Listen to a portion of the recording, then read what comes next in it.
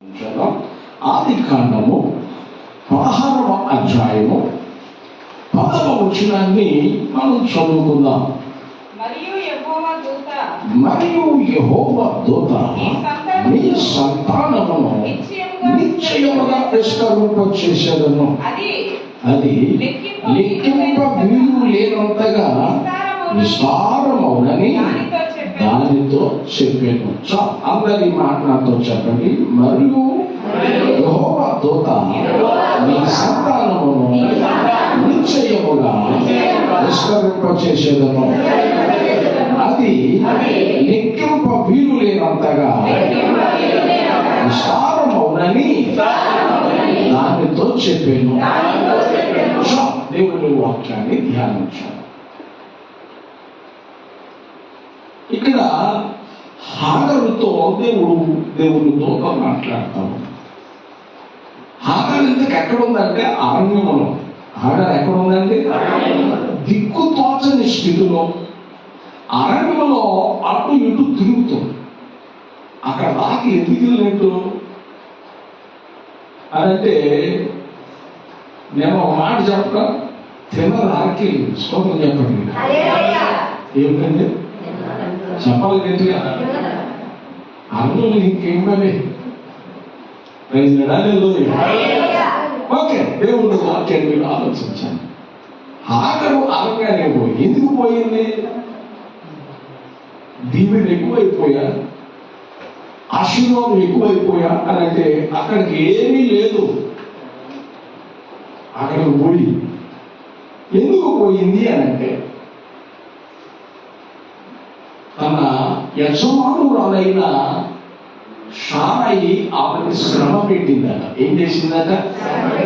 అందరూ చెప్పాలి. శ్రమ పెట్టింది. శ్రమ పెట్టిన కారణాన అరణ్యంలోకి వెళ్ళిపోయింది. దేవుడు అంటాడు, హాగరు నీ సంతానాన్ని విస్తరింపచేస్తా, ఎవరు లెక్కించలేనంత దీవెన నేను నీకు ఇస్తా. నేను ఇవ్వాలి అని అంటే నువ్వు ఒకటి చేయాలి. నువ్వేం చేయాలి?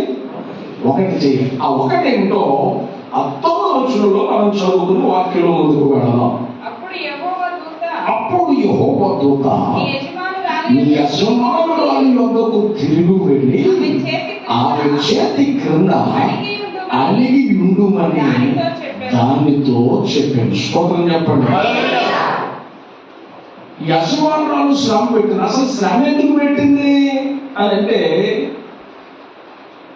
అబ్రహాము భార్య షారాయి. ఈ షారాయికి అబ్రహాముకి సంతానం లేదు, ఆస్తుంది.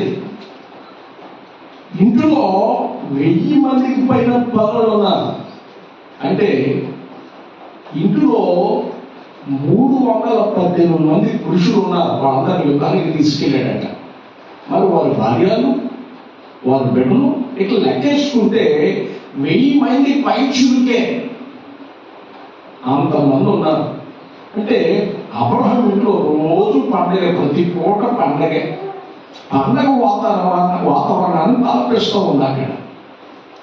అయితే ఇంత ఆస్తి కలిగిన షారాయి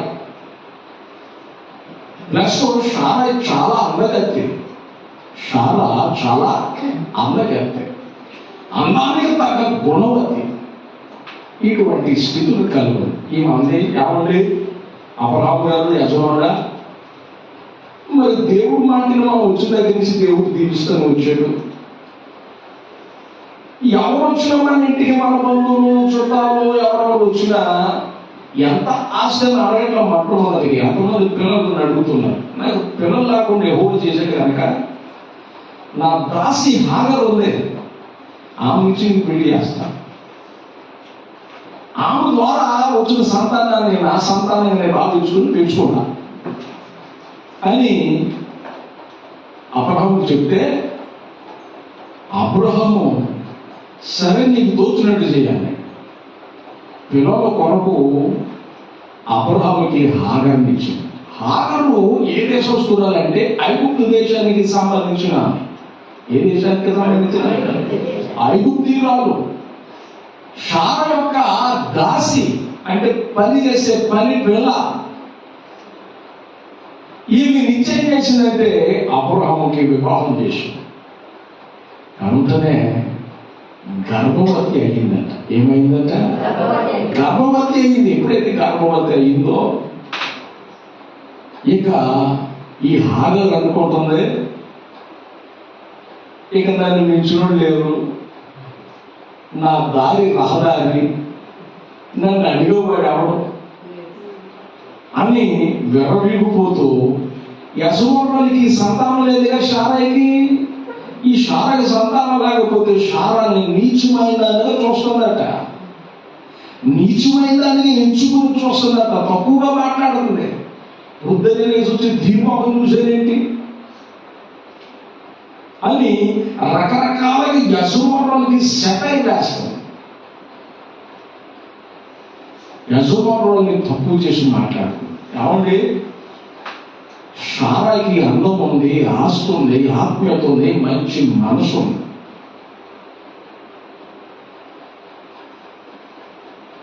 ఈమెను తీసుకుని ఆయన హాగర్ని తీసుకుని పనిగతిని తీసుకుని అబ్రహాంకి భార్యగా చేస్తే గర్భవతి అయింది. ఆయన నాటి నుంచి శారాయిని చిన్నచూపు చూస్తా, తక్కువ చేసి మాట్లాడటం చేస్తాము. చాలా బాధపడతాను. ఉసే హాగరు, నా ఉసురు నీకు తగిలితే స్తోత్రం చెప్పండి. ఏమంటుంది శారా? యెహోవా నాకు నీకు న్యాయం తీర్చును గాక. మంచి మనసుతో నేను నీకు నా భర్తని ఇచ్చి వివాహం చేస్తే గర్భవతి కాగానే ఎట్లా నన్ను తక్కువ చేసి మాట్లాడతావా అని ఆమెని ఇసుకుంటుంది. యజమాని దగ్గర కూడా ఇసుకుంటుంది. అప్పుడు అబ్రహాము అన్నాడు, అమ్మా శారా గారు, ఆమె నీ దాసి, నాకు భార్యగా చేయొచ్చు కానీ ఆమె మా దగ్గర పని కడితే ఆమె నీ చేతిలో ఉంది, నీకు ఇష్టం వచ్చినట్టు చెయ్యి అన్నాను.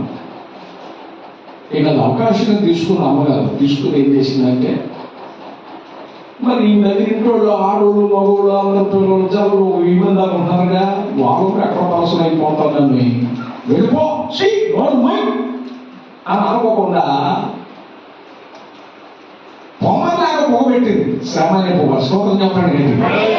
పొమ్మలాగా ఏం చేసిందంటే చెప్పాలి గట్టిగా, చక్కటి పొగ పెట్టింది. ఎప్పుడైతే పొగ పెట్టిందో ఆమెకు చెప్పలే, ఎవరికి చెప్పలా, బాగా అరణ్యానికి వెళ్ళిపోయింది. స్తోత్రం చెప్పండి.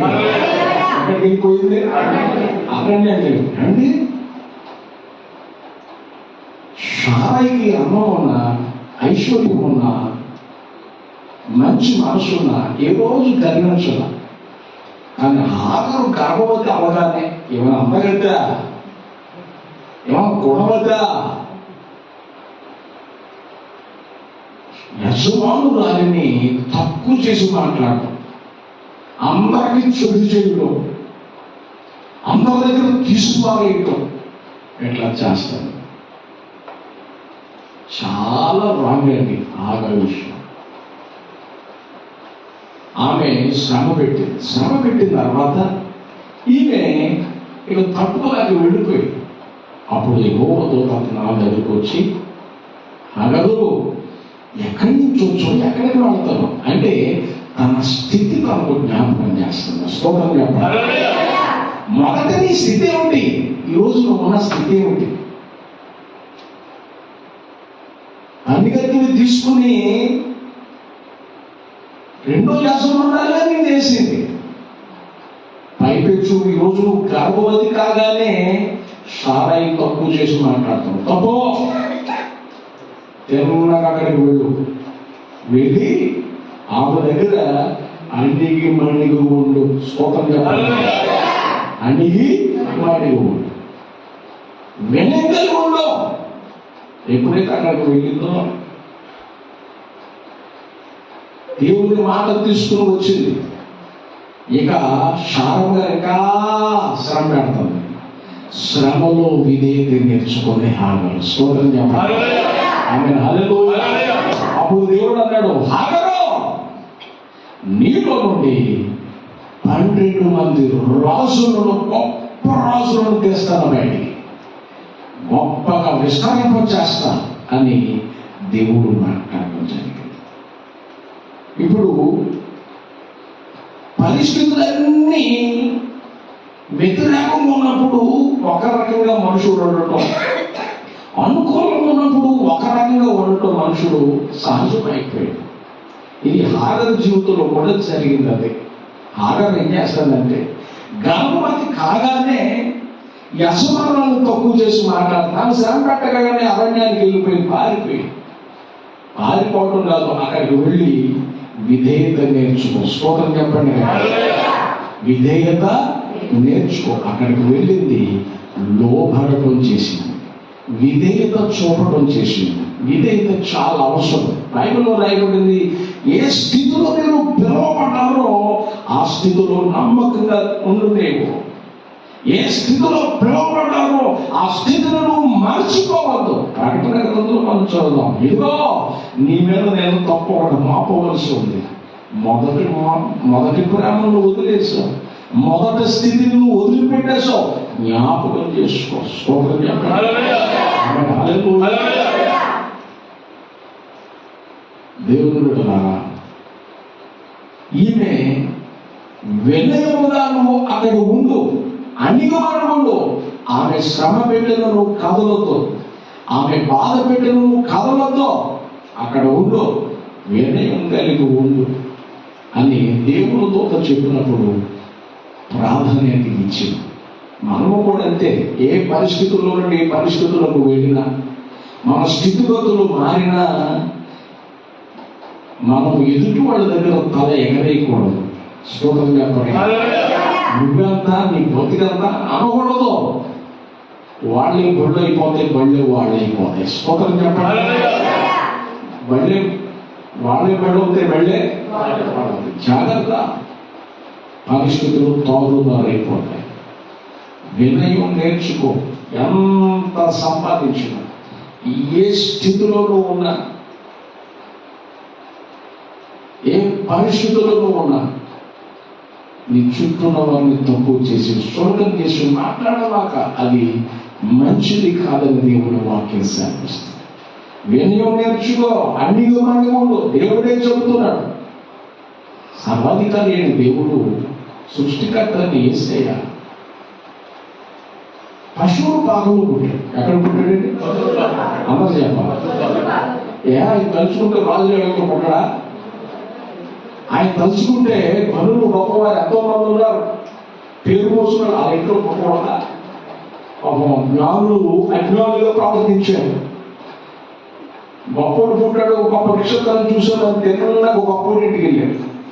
రాజుగారి ఇంటికి వెళ్ళి, అయ్యా యూదులు రాజు పుట్టినవాడు ఎక్కడ అని అక్కడ ప్రశ్నించి కావాలని పుట్టించారు. ఆయన గొప్పవాళ్ళ ఇంట్లో పుట్ల తనను తాను రిక్తులుగా చేసుకున్నాడు. స్తోత్రం చెప్పండి. ఆయన పుట్టికే తగ్గింపు. నీతిమంతుల కొరకు రాలేదైనా, పాపల కొరకు వచ్చాడు, రోగుల కొరకు వచ్చాడు. ఆయన ఆ విషయంలో కూడా తగ్గించుకున్నాడు. నేను ఎప్పుడు అంటాను, యేసు ప్రభువే రక్షణ కొరకు ఒక 5 లక్షల టికెట్ పెట్టుకుంటే మనాట్లో అందులో కనబడేవాళ్ళము కాదు.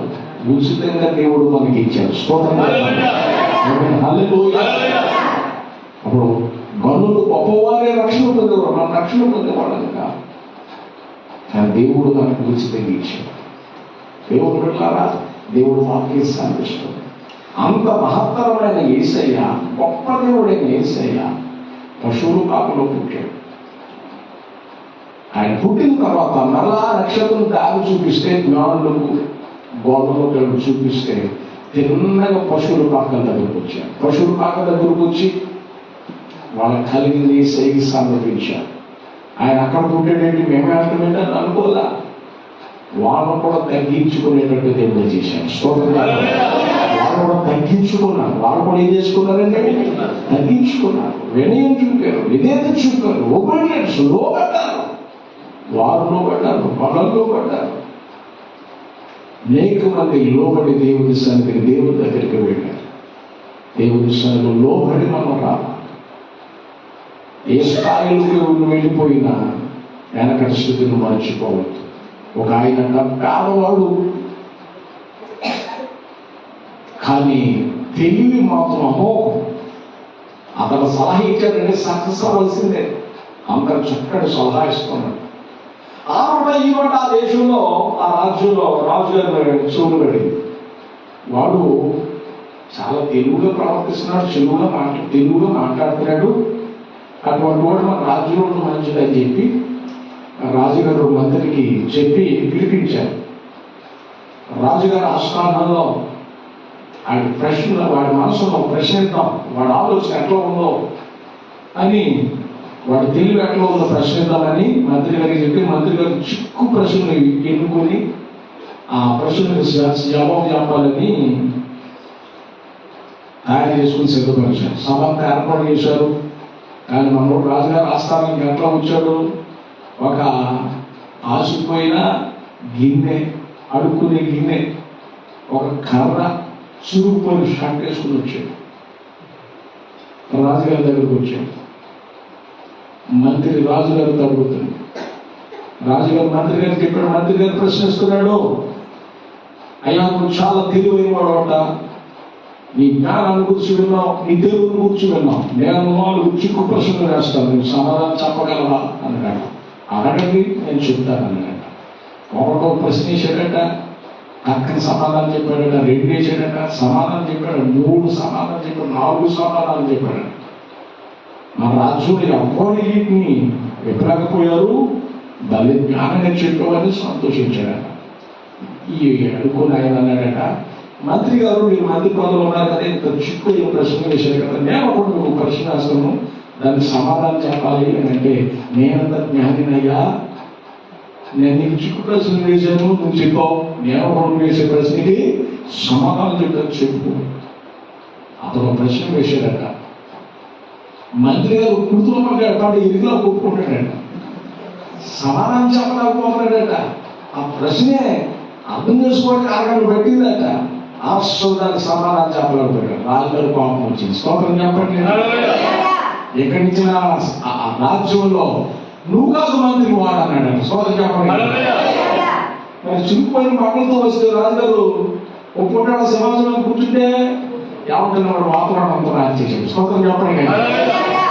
ఒక రూమ్ ఇచ్చాడు, రూములు బీరు ఇచ్చాడు, చక్కటి రూమ్ ఇచ్చాడు, నెలకి ఎంత జీతం, రోజు అంతా ఫ్రీ అని చెప్పాడు రాజుగారు.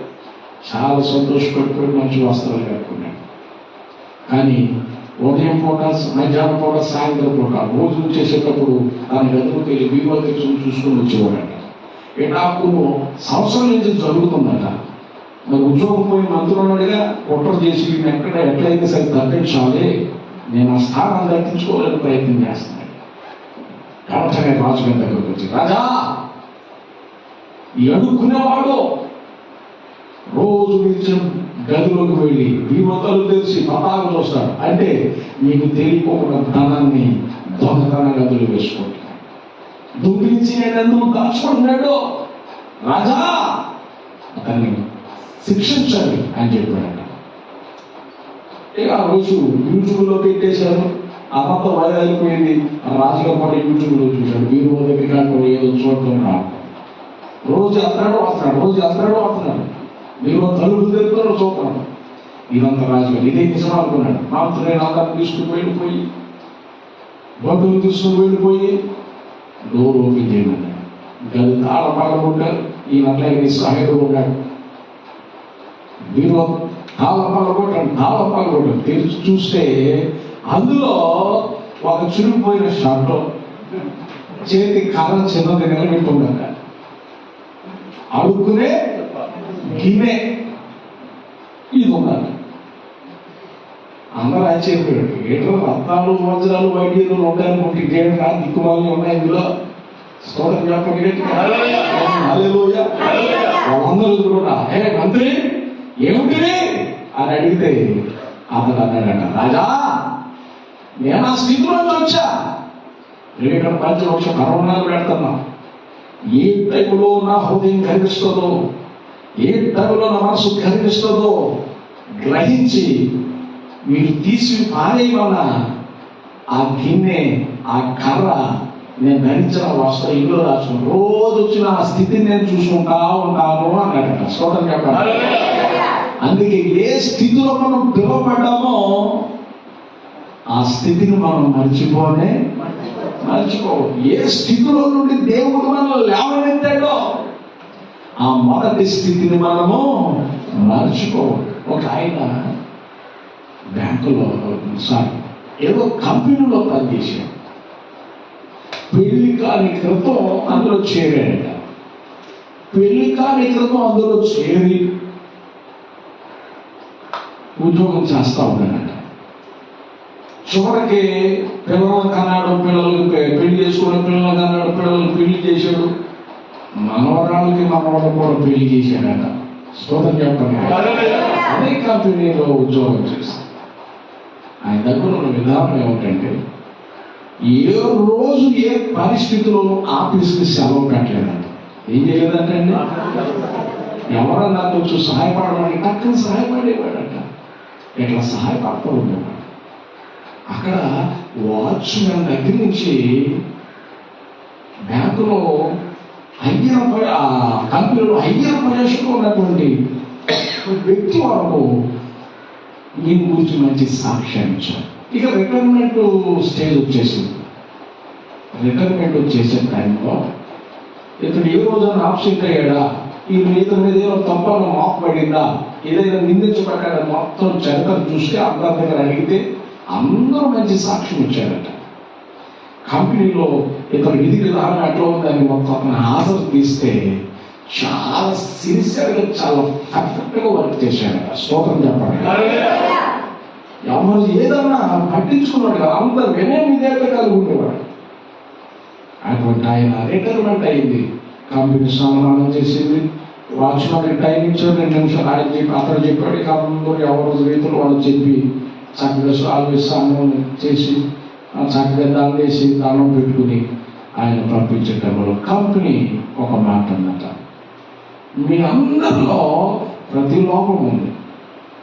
మీ అందరిలో అందరూ ఉద్యోగాలు కొన్ని సందర్భాలు సెలవు పెట్టినోళ్ళు, కానీ అతడు ఏ రోజు సెలవు పెట్టి మా కృతజ్ఞతగా ఈ కంపెనీ నుండి ఈయనకి అదనంగా ఈ రిటైర్మెంట్ టైంలో 2,000 కోట్ల రూపాయలు ఈయనకి గిఫ్ట్గా ఇస్తున్నాము అని ప్రకటించారు. స్తోత్రం చెప్పండి. మొదటి టీవీలో కూడా వచ్చింది. 2,000 కోట్ల రూపాయలు కంపెనీ ఏం చేసింది, ఆయనకి అదనంగా ఇచ్చింది. రిటైర్మెంట్ అయిపోయింది. చూసారా, అతడు ఇదే నా వృత్తి, ఇదే నా జీవితం, ఇదే నాకు భోజనం పెట్టేది, నా యజమానుల దగ్గర నేను నమ్మకంగా చేయాలి, కంపెనీలో నమ్మకంగా చేయాలి అన్న తత్వంతో నమ్మకంగా చేసుకోవడం ద్వారా దేవుడు అతన్ని ఏం చేశాడు, ఘనపరిచాడు. స్తోత్రం చెప్పండి. ఒక మాట మీతో చదివిస్తాను. సామెతల గ్రంథం 15వ అధ్యాయం, సామెతల గ్రంథం 15వ అధ్యాయము 33వ వచనం మనం చదువుకుందాం. సామెతల గ్రంథం 15వ అధ్యాయం 33వ వచనం మనం చదువుకుందాం. యెహోవా యందు భయభక్తులు కలిగి ఉండుట జ్ఞానాభ్యాసములకు సాధనము, ఘనతకు ముందు వినయము ఉండును. స్తోత్రం చెప్పండి. ఘనతకు ముందు ఏముంటుందంటే అందరూ చెప్పాలి, వినయం. ఆ వినయము ద్వారా మనకి ఘనత. ఇక్కడ ఈమెకి శ్రమ వచ్చినప్పుడు, నాకు దేవుడు ఒక గర్భం ఇచ్చినప్పుడు యజమానులను తక్కువ చేసి మాట్లాడింది. ఆమె శ్రమ పడితే పారిపోయింది. కానీ దేవుడు ఏమన్నాడు, అక్కడికి వెళ్ళి అన్నిగి మండుకు ఉండు, విధేయత కలిగి ఉండు. ఏమన్నాడంటే అందరూ చెప్పాలి కదా, విధేయత కలిగి ఉండు. ఎంత మంచి మాట. విధేయత ద్వారా విజయం మనకు లభిస్తుంది. విధేయత ద్వారా, వినయం ద్వారా మనకు ఘనత వస్తుంది. కనుక విధేయత నేర్చుకోవాలి. దేవుని సన్నిధిలో విధేయులుగా ఉండాలి. దైవ సేవలో విధేయులుగా ఉండాలి. దేవుని సేవకుల దగ్గర విధేయులుగా ఉండాలి. పెద్దవాళ్ళ దగ్గర పిల్లలు విధేయులు ఉండాలి. తల వేసినటువంటి వ్యక్తుల దగ్గర వారిని గౌరవించాలి, ప్రేమించాలి, సన్మానించాలి.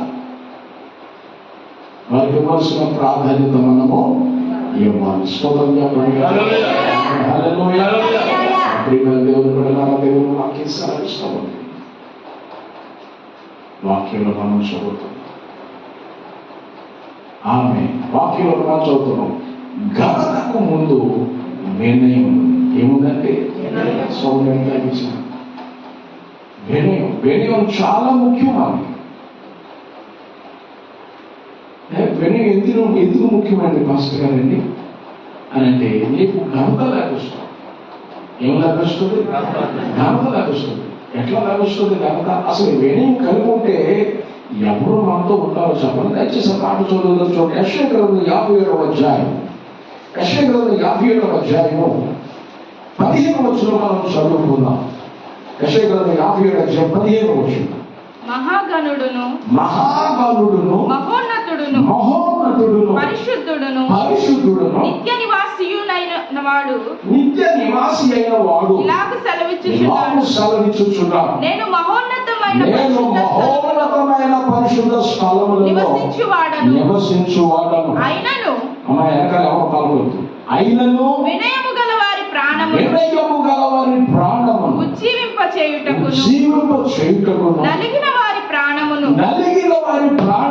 ఉజ్జీవింప చేయుటకును వినయము గల వారి దీన మనస్సు గల వారి నివసిస్తూ ఉన్నాను. స్తోత్రం చెప్పండి. వినయ మనసు కలిగినటువంటి వారి దగ్గర ఎవరుంటారట? అందరూ చెప్పాలి. దేవుడు ఉంటే అన్నీ ఉన్నట్టే కాదా? అందరూ చెప్పాలి. అన్నీ ఉన్నట్టే. దేవుడిని కలిగి ఉండడం ఆశీర్వాదం. అందుకే బైబిల్లో రాయబడింది 144వ కీర్తనలో, ఇంటి స్థితి గల వారు ధన్యులు, యెహోవా తమకు దేవుడుగా గల జనులు ధన్యులు. స్తోత్రం చెప్పండి. హల్లెలూయా. యెహోవా తమకు దేవుడుగా గల జనులు ధన్యులు. ఎందుకంటే ఆయన ఉన్నవాడు తన బిడ్డలను ఉన్నతమైన స్థితిలో పెట్టేవాడు. స్తోత్రం చెప్పండి. హల్లెలూయా. వాక్యంలో రాయబడింది, మీలో పేదలు ఉన్నారు అన్నాడు. తర్వాత అన్నాడు, పేదలు ఉంటారు అన్నాడు. అసలు పేదలు ఉండదని ఎందుకు అన్నాడు అంటే, వాక్యానుసారంగా జీవించే ఏ వ్యక్తి పేదవాడుగా పేదవాడుగా ఉన్నాడట. స్తోత్రం చెప్పండి. హల్లెలూయా. దేవుని చిత్తాన్ని, దేవుని ఇష్టాన్ని చేసేవారు ఎట్లా ఉంటారట? పేదలుగా ఉంటారట. వారిని ఆశీర్వదిస్తాడు దేవుడు. కానీ నేటి సమాజం ఎట్లా కోరుకుంటుంది? నేటి సమాజం ఎట్లా ఉంది అంటే, నేను ఒక వ్యక్తి దగ్గర వెళ్ళాను. పాస్టర్ గారికి ఎప్పుడు సిరుకు సభ వేసుకోవాలట, పాస్టర్ గారికి ఎప్పుడు డుక్కు సైకిల్ వేసుకోవాలట, పాస్టర్ గారికి ఎప్పుడు నడిచేళ్తా ఉండాలట. అదా పాస్టర్ గారు వృక్షం లాంటి చెట్టు లాంటి చెట్టు మీద అనేక మంది అనేక కాయలు, ఆకులు, కొమ్మలు, రెమ్మలు ఉంటాయి. అవే మీరు స్తోత్రం చెప్పండి. చెట్టు బలంగా ఉంటే, చెట్టు ఆరోగ్యంగా ఉంటే, దానికి కలిగినవి అన్ని కూడా ఆరోగ్యంగా ఉంటాయి. స్తోత్రం చెప్పండి. హల్లెలూయా. ఒక ఆయన వచ్చాడు, ఎక్కడ పండుగ విషయాలు వచ్చాడు. పాస్టర్ గారండి 25 మంది పట్టే మందులు కట్టానండి అన్నాడు. నా మందులు చాలా బాగుంటుంది నాకు. నా దగ్గరకు వచ్చాడు, ఎంత మందులు లేదండి నాకు అన్నాడు. ఏమన్నాడు? ఎంత మందులు లేదండి, 25 మంది కట్టే మందులు కట్టానండి, చాలా బాగుంటుంది. దానికి అసలు నేను భూమి మీద ఆగనండి. మరి ఎంత పెద్ద మందులు మీరు ఎక్కడ ఆగుతున్నారండి భూమి మీద అన్నాడు. స్తోత్రం. ఏమైనా గాలి కూర్చి అంత కూర్చుని కూర్చుంటానంట. గాలి కూర్చి అంత కూర్చున్నా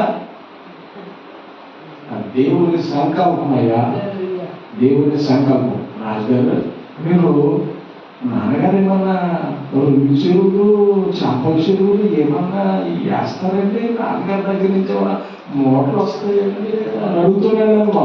నేనన్నాను, ఎవరి దగ్గర నుంచి ఏమన్నా పర్వకు తండ్రి దగ్గరికి మాత్రం మోటార్లు వస్తాయండి. ఎక్కడికి చూద్దాం? మనకే పర్వకు తండ్రి దగ్గర నుంచి మనకు మోటార్లు వస్తాయి. మన ప్రభు ఉన్నవాడు. మన ప్రభు ఎటువంటి వాడు అండి? ఉన్నవాడు మనం అడగాలి, కానీ నేను నీకు అడుగుతామండి. స్తోత్రం చెప్పండి గట్టిగా. హల్లెలూయా. మనం ఎవరు అడగాలి? ఏమున్నాడు ఒక హాస్పిటల్ ఫోన్ చేసి అంటాడు అర్జెంట్ 30,000 అవసరమని చెప్తున్నాడు ఆయన. యానంటే చీరలో కదండి నేను దానికి ఐరన్ 30,000 తగ్గినాయి అన్నా ఎంత తగ్గినాయి మరి నాకు సాయం చేస్తావో సొంతకి ఇస్తావో అని అడుగుతున్నాడు. నేనే మందులు కడుతున్నానన్నా నేనేం చేయలేనన్నా నువ్వు అంత కొంతమంది కడుతున్నావు నాకు ఖర్చుకి చేయాలని స్తోత్రం. ఎంత డిమాండ్ చేసి అడుగుతుంటే ఏం చేయగలను? ఇక నేను పక్కన గాయ దగ్గరికి వెళ్ళి ఆ సగం గాయ దగ్గరికి వెళ్ళి 30,000 తీసుకొచ్చి ఇచ్చాను. తీసుకొచ్చి ఇస్తే అలా ఇది అప్పే కాదు నువ్వు కాకి ఇచ్చేవాడుతున్నావు స్తోత్రం. ఇది అప్పేమే కాదు నువ్వు నా అందరికీ ఇచ్చా కాకి ఇచ్చావు ఆశ్రమం మీద బట్టి నేర్పుతున్నాను స్తోత్రం. ఆశ్రమాలు వచ్చేదాకా ఎట్లా అన్నాడు వచ్చిన కదా ఎట్లా అన్నాడు ఆశ్రమం పెడతా తిండి స్తోత్రం చెప్పండి గట్టిగా. ఆశ్రమం మీద శ్రీగురు మారిపోయింది ఆ రోజు. నువ్వన్నీ ఎక్కడ చేస్తావు రెండో పిల్లలు నాకు తెలియదేంటి స్తోత్రం చెప్పండి గట్టిగా. దేవుడు వాక్యం సాధిస్తుంది. ప్రభువు వినయ మనసు కలిగిన వారి దగ్గర ఉంటాడు. ఆయన ఉన్నాడనుకో నీ పరిస్థితులు ఆశీర్వాదకరంగా మారిపోతాయి. హాగరుకు దేవుడు అదే లెసన్ నేర్పించాడు. ఆ లెసన్ ప్రకారంగా వెళ్ళింది మొదటగా పారిపోయి దేవుడు దర్శించిన తర్వాత వచ్చి ఆమె ఎంత శ్రమ పెట్టినా దానికి నిలిచి దేవుని సన్నిధిలో నిలబడింది. దేవుని మాట కొరకు నిలబడింది. దేవునికి విధేయత చూపింది. ఆమె దేవుడు అన్నాడు ఇదిగో నేను నీలో నుండి 12 మంది రాజులను తీయబోతున్నాను. స్తోత్రం చెప్పాలి. దుబాయం తారీ కదండి వాళ్ళే కదండి శ్వాసతాను వాళ్ళంతా ఆశీర్వదించాడు. వాళ్ళకండి టాయిలెట్ రూమ్ కూడా బంగారమేనట. పడుకునే మంచాలు కూడా బంగారమేనట. తిరిగే కాళ్ళు కూడా బంగారమేనట. స్తోత్రం చెప్పండి కదా. అన్ని బంగారమే కానీ మోడీ గారు మనం బంగారం కొనుక్కుంటారు. స్తోత్రం చెప్పండి. అన్ని బంగారమే. అక్కడ ఏంటంటే అన్ని బంగారమేనండి. అన్ని బంగారం. ఏదైనా ఒక గోల్డ్ కారు మన ఏరియాకి వస్తే ఎలా పడుతుందని గోల్డ్ దానికి చెప్పాలి గట్టిగా. అసలు కారు రాలేదట. అవునా కాదా? అసలు ఇక్కడికి ఏం రాలేదు. మనకు అంత టాలెంట్ కలిగి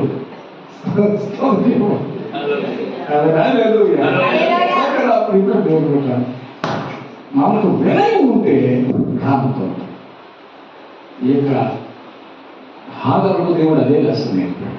అట్లా ఉండటం ద్వారా ఆమెకు దేవుడు హెచ్చించాడు. పెద్ద కుప్పల మీద ఉన్న పేదలను దేవుడు పైకి లేవనెత్తి తన ప్రజల ప్రధానంతో కూర్చోబెట్టే దేవుడు ఆయన. అందుకే దేవుని సన్నిధిలో ఏ స్థితి నుంచి ఏ స్థితికి వెళ్ళినా మనం వినయము విధేయత కలిగి ఉండాలి. స్తోత్రం చెప్పండి. హల్లెలూయా.